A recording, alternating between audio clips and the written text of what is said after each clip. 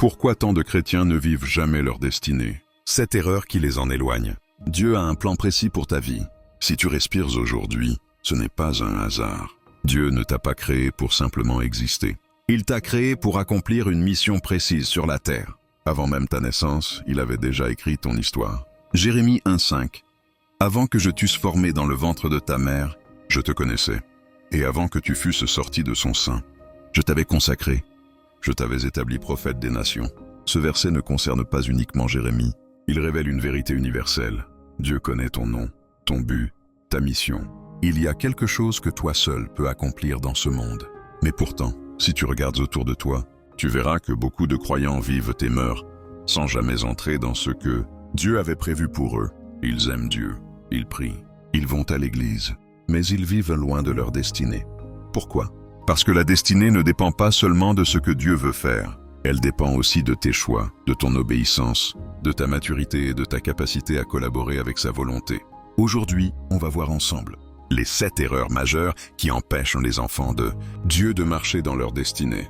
Et si tu les identifies dans ta vie, alors tu pourras commencer aujourd'hui à changer ta trajectoire. 1. Croire que la destinée tombe toute seule. La première erreur, c'est de penser que ta destinée va tomber du ciel sans effort, juste parce que Dieu a un plan pour ta vie. Oui, Dieu a un plan. Oui, il a tracé un chemin. Mais non, il ne se réalisera pas automatiquement. Jacques 2,17. Il en est ainsi de la foi. Si elle n'a pas les œuvres, elle est morte en elle-même. Tu peux avoir la promesse la plus puissante. Si tu ne bouges pas, elle restera lettre morte. Dieu ne donne pas des produits finis. Il donne des semences. C'est à toi de les cultiver. Regarde David. Il avait reçu l'onction pour être roi alors qu'il était adolescent. Pourtant, il n'a pas été couronné le lendemain. Il est retourné garder les brebis. C'est là, dans l'obscurité et l'oubli, qu'il a appris à se battre contre l'ours et le lion. Des victoires silencieuses qui ont fait de lui le roi capable d'affronter le géant Goliath. Joseph aussi a reçu un rêve de grandeur, mais il est passé par la trahison, l'esclavage, la prison, avant d'atteindre le palais. Ses dons étaient là dès le départ, mais ils devaient être éprouvés et développés. Dieu ne bénit pas les intentions, il bénit les actions. Il t'a donné des talents, une intelligence, une créativité. Mais c'est à toi de les cultiver, de les perfectionner, de les mettre au service de ton appel. Ta destinée ne tombera pas comme un colis Amazon devant ta porte. Tu dois la chercher, travailler, poursuivre. C'est en marchant que Dieu dirige tes pas en restant assis. 2.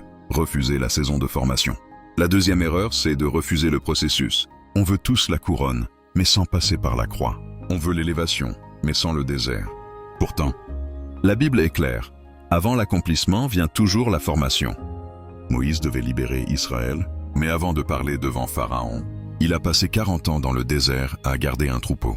Joseph devait gouverner l'Égypte, mais avant le palais, il a connu l'humiliation et l'oubli. Même Jésus a passé 30 ans dans l'ombre pour un ministère public de 3 ans. Luc 16,10 dit « Celui qui est fidèle dans les petites choses l'est aussi dans les grandes. » Le problème, c'est que beaucoup veulent éviter cette saison. Ils méprisent les petites choses et veulent directement les grandes. Mais Dieu utilise cette période pour bâtir ton caractère, ton obéissance, ta patience, ta foi. Il utilise l'ordinaire pour te préparer à l'extraordinaire. David n'aurait jamais été capable d'affronter Goliath s'il n'avait pas appris à combattre dans le secret. Joseph n'aurait jamais su gérer l'Égypte s'il n'avait pas appris la sagesse et l'humilité dans l'esclavage. Ce n'est pas parce que tu n'es pas encore arrivé que Dieu t'a oublié, c'est parce qu'il te prépare. Et parfois, ce que tu appelles un retard, Dieu l'appelle une formation. Ne fuis pas cette étape, embrasse-la, car plus la destinée est grande, plus la préparation est longue. 3. Se comparer aux autres. La troisième erreur qui détruit des destinées, c'est la comparaison. Tu ne peux pas courir ta course si tu es occupé à regarder celle des autres. Dieu ne t'a pas appelé à imiter, il t'a appelé à marcher dans ton propre appel. Dans Hébreux 12:1, il est dit « Courons avec persévérance dans la carrière qui nous est ouverte ». Dieu a tracé une carrière spécifique pour toi. Elle ne ressemble à celle de personne d'autre. Même si tu fais le même métier, la même mission que quelqu'un, votre appel reste différent.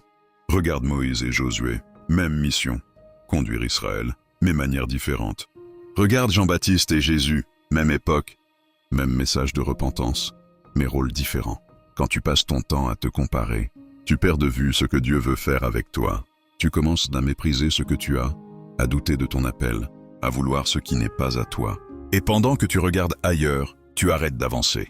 Dieu ne te demandera pas ce que tu as fait avec la mission de ton voisin. Il te demandera ce que tu as fait avec la tienne.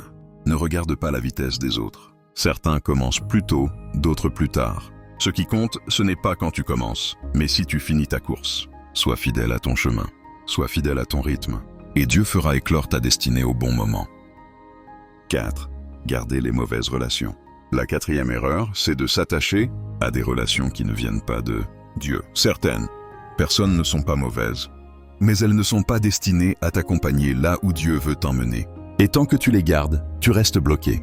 Regarde Abraham, ce n'est qu'après s'être séparé de Lot que Dieu lui a révélé la suite de son chemin et lui a parlé plus clairement de l'héritage qu'il donnerait à sa descendance. Genèse 13, 14. Cette séparation a marqué une étape décisive dans la progression de sa destinée.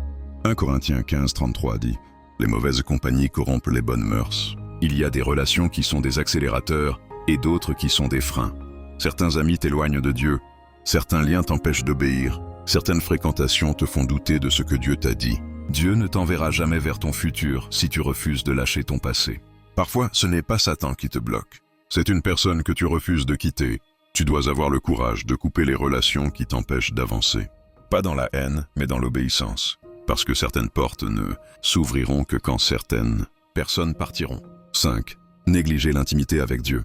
C'est probablement l'une des erreurs les plus courantes. Beaucoup veulent connaître leur destinée, mais ils ne veulent pas connaître celui qui l'a écrite. Ils veulent la direction sans la relation. Jean 15, 5. Je suis le cep, vous êtes les sarments. Celui qui demeure en moi et en qui je demeure porte beaucoup de fruits. Car sans moi, vous ne pouvez rien faire. Tu peux suivre toutes les formations, écouter toutes les prédications, lire tous les livres. Si tu ne passes pas du temps dans la présence de Dieu, tu ne connaîtras jamais ton appel. L'intimité avec Dieu, ce n'est pas une option, c'est la base. C'est là que Dieu parle, qu'il révèle, qu'il dirige. Regarde Samuel, c'est dans la présence de Dieu qu'il a appris à reconnaître sa voix. Regarde Jésus. Bien qu'il soit le Fils de Dieu, il s'isolait régulièrement pour prier. Même lui qui connaissait sa mission avait besoin de rester connecté au Père. Psaume 32, 8. Je t'instruirai et te montrerai la voie que tu dois suivre. Ta destinée ne se trouve pas sur les réseaux sociaux, elle se trouve dans la présence de Dieu. Plus tu t'approches de lui, plus ta vision s'éclaire.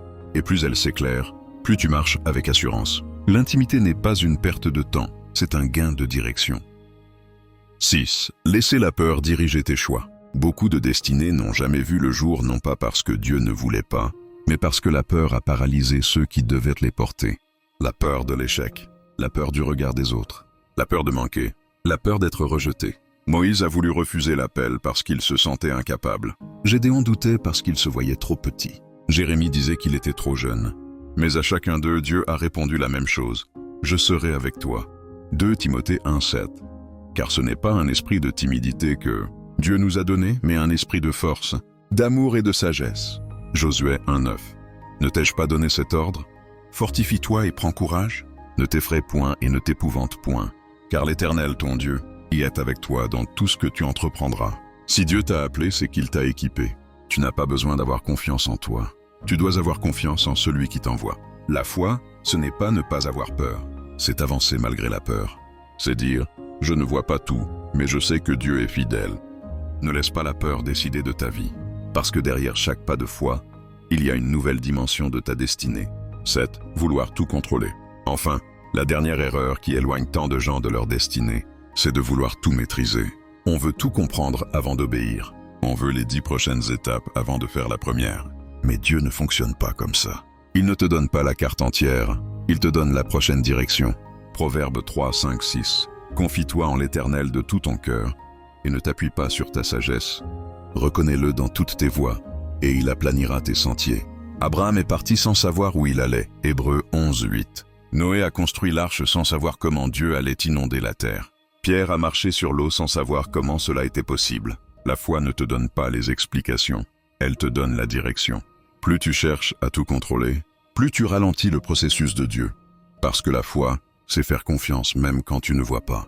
Et parfois, Dieu ne te montre pas la suite. Non pas parce qu'il ne veut pas, mais parce qu'il attend que tu fasses le premier pas. Conclusion. Ta destinée n'est pas perdue. Si tu reconnais certaines de ces erreurs dans ta vie, la bonne nouvelle, c'est que ce n'est pas trop tard. Dieu n'a pas changé d'avis sur toi. Le plan qu'il avait prévu pour ta vie existe encore. Il attend juste que tu te réalignes. Romains 8, 28. Toute chose concourt au bien de ceux qui aiment Dieu. Peut-être que tu t'es arrêté. Peut-être que tu t'es égaré. Peut-être que tu t'es découragé. Mais Dieu est capable de redresser ton chemin, de restaurer ce que tu as perdu et de te repositionner exactement là où il voulait que tu sois. Ta destinée n'est pas une option, c'est un appel.